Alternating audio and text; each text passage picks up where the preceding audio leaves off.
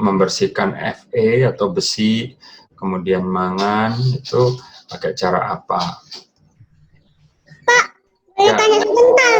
Boleh. Siapa itu? Wah, ini udah banyak. Mangan itu bukan makan ya, Om Erwin? Bukan makan, bukan. Tanaman eceng gondok itu gunanya apa? Eceng gondok. Tanaman eceng gondok. Gunanya apa, Om Erwin? Oke. Pertanyaannya sulit nih. Gimana? Om belum tahu apakah bisa dimakan atau tidak. Om belum tahu. Mungkin bisa dimakan, mungkin. Wah, sulit pertanyaannya. Atau ada juga. Oke, Om pernah nonton. Jadi tanaman apapun itu, seperti eceng gondok, itu bisa dijadikan seperti tali, serat tali, ya, seperti tali plastik. Nah, itu nanti. Saya bikin tas. Ya, betul itu. Nah, nanti tali-tali itu bisa dikasih warna, begitu. Nanti jadi hiasan bisa. Iya, wah bisa. Sama-sama. Ya, sama-sama. Ya? Nah, ini ada Om Erwin nih. Saya sering dengar semacam alat pemurni air yang di pasaran-pasaran. Ya. Bagaimana sih cara kerjanya? Kalau nggak salah penyaringannya berlanjut ya Om. Mohon penjelasannya. Jadi caranya biasanya begini. Biasanya ada kotak, ada air masuk, ada air keluar. Nah, di dalam kotak ini biasanya salah satunya diisi dengan arang. Arang. Ada tuh kayak gitu, nama filter. Ya, betul Bu. Arang untuk bakar-bakar itu kayu ya, kayu arang. Itu. Terus biasanya juga nanti dikasih lapisan pasir yang mengandung zat tertentu, Bu.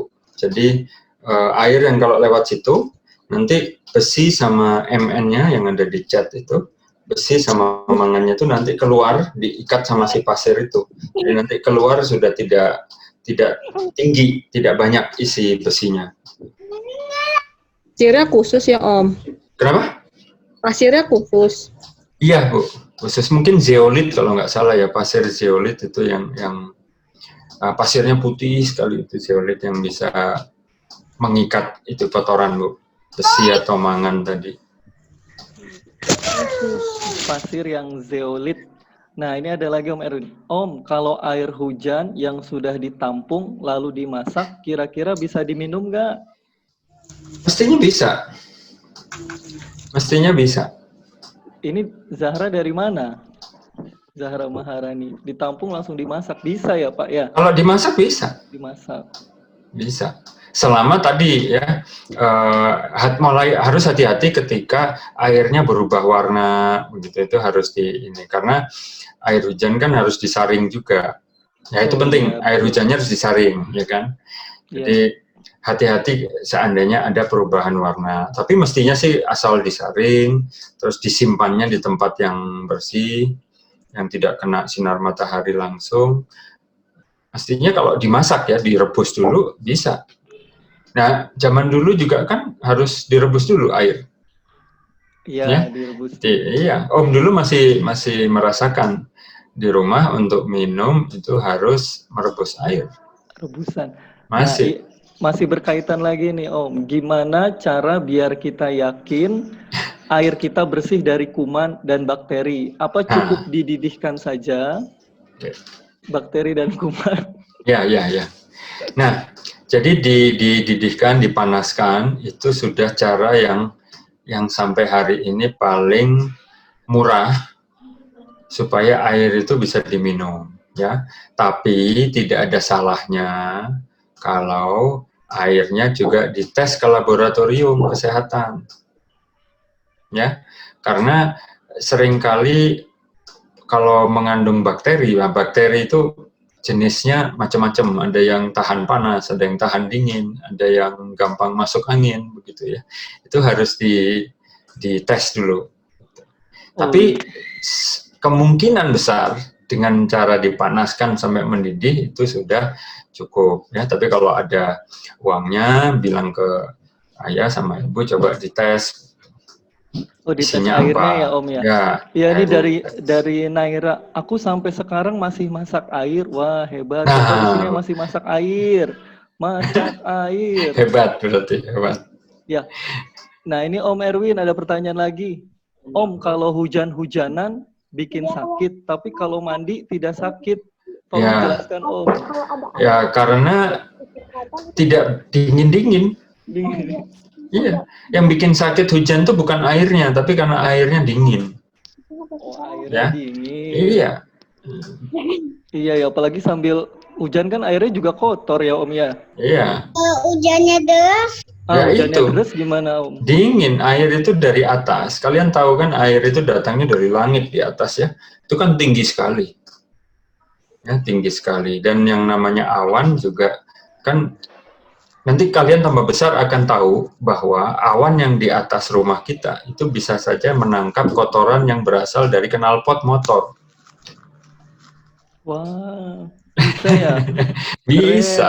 Iya, jadi kalau kalian mungkin ada yang tinggalnya di kota besar, seringkali kan mau bernapas itu bau knalpot, bau yang lain ya, yang kotoran yang lain tuh membuat kita bernapasnya menjadi sesak.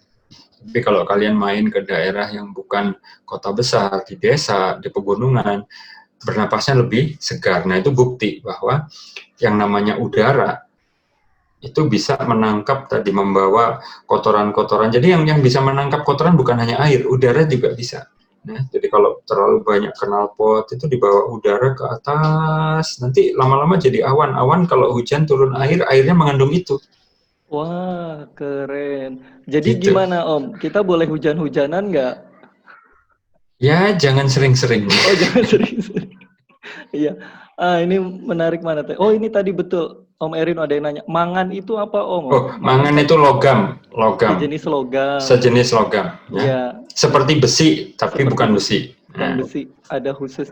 Nah, kemudian ada yang bertanya tentang penyulingan Om Erwin. Oke, penyulingan. Apa itu penyulingan sih? Oke, penyulingan itu begini, yang paling kelihatan ya, penyulingan itu satu, kalau kalian punya AC, ya, punya AC di rumah, itu kan selalu ada selang air keluar ya, yang nanti masuk ke saluran air dibuang. Nah, itu kalau di tempat-tempat yang sulit air, tempat air buangan AC itu ditampung, bisa, karena itu air suling. Ya, jadi air AC itu kan menghisap udara dari luar. Nah, kemudian udara itu dia keluarkan airnya. Ya, oleh karena itu udara yang keluar dari AC biasanya kering. Terasa kering. Jadi kalau ke kulit itu akan terasa kalau kalian sehari-hari di kamar atau di rumah yang ber-AC, pasti terasa kulitnya kering. Kenapa? Karena kandungan air di dalam udara yang masuk dari AC yang dari luar itu sudah dikeluarkan, ya. Nah, dengan cara disuling, jadi ada proses pemanasan, kemudian ditangkap airnya itu, ya. Jadi airnya kemudian keluar. Nah, itu air suling. Contoh yang lain, misalnya kalau kalian punya panci, kalian rebus pakai kompor ya, kan panas, ada uapnya, ada tutupnya kan. Nah, ketika itu dimatikan, tutupnya dibuka, di dalam tutup ini akan ada air kan? Nah, itu air suling. Itu ya, bisa diminum. Oh, bisa diminum ya? Ini pertanyaan. Sebenarnya amankah untuk diminum? Sebenarnya bisa diminum sebenarnya, tapi kemungkinan besar airnya justru terlalu bersih. Oh, terlalu bersih, tidak mengandung mineral. Jadi air itu yang kalian minum ya, mau air yang dari sumur yang dimasak atau air kemasan yang beli di toko, itu di dalamnya ada mineral. Nah, mineral itu badan kita perlu mineral. Nah, untuk tahu mineral isinya apa, kalian harus membawa airnya ke laboratorium. Ya, atau kalau kalian beli minum air putih ya dari toko, cari yang mereknya Mereknya ada satu merek air yang ada komposisi itunya, logamnya.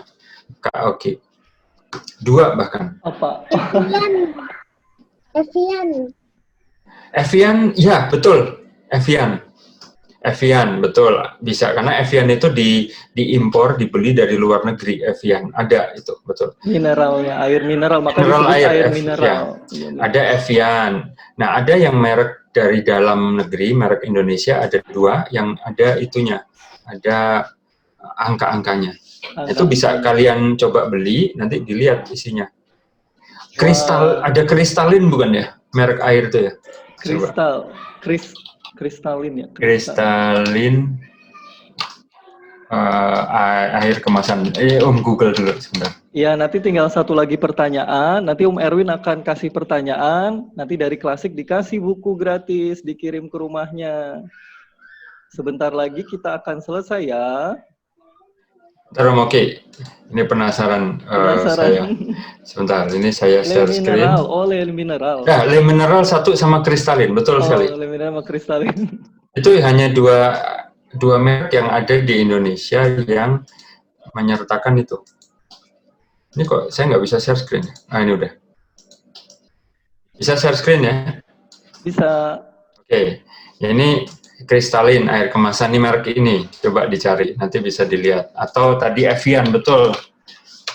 Nah, kalau Evian ini biasanya memang lebih mahal harganya karena dia dari luar negeri biasanya. Itu ada ininya. Evian air oksi. Ya, itu juga. Terus satu lagi ini Bu, amidis Bu. Tapi kalau amidis itu biasanya yang ditulis hanya kandungan ininya, kandungan garamnya.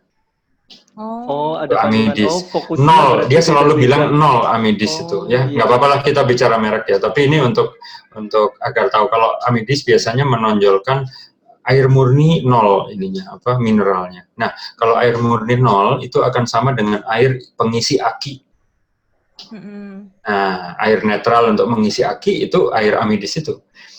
Juga air AC.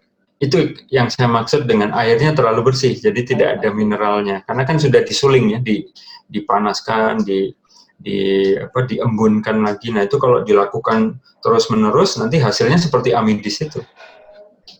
Oh iya. Jadi justru kita tidak ada mineralnya ya. Justru kita tidak bisa badan kita tidak bisa menyerap mineralnya. Nah, kebalikannya kalau kalian yang muslim pernah minum air Zam-Zam, nah itu mineralnya banyak. Oh, mineralnya banyak. Jadi kalau dirasakan itu sedikit asin ya, itu karena mengandung mineral banyak. Nah, karena itu kalau di Quran kan dibilang air Zam-Zam itu mengenyangkan. Ya karena mengandung mineral tadi. Oh, mineralnya banyak. Iya. Terakhir ini mungkin ya Om Erwin.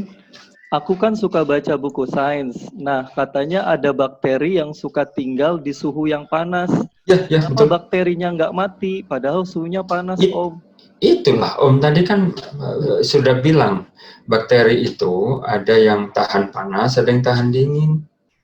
Ya, yang tahan panas itu tinggalnya di gunung-gunung api itu yang panas.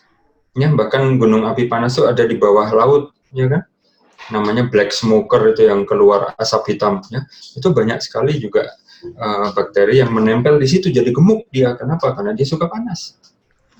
Dia nggak akan mati.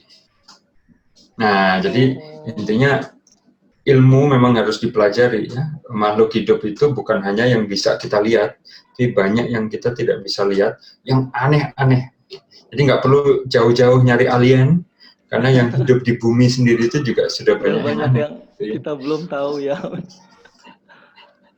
Gitu. Iya. Satu lagi ada yang nanya pure eat ini, ada yang nanya pure eat.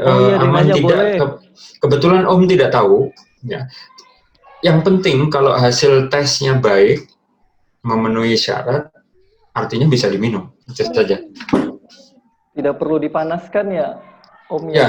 Jadi kalau misalnya ayah atau ibu yang punya alat pure eat, coba aja dites, Bu. Ibu dan Bapak coba dites di lab.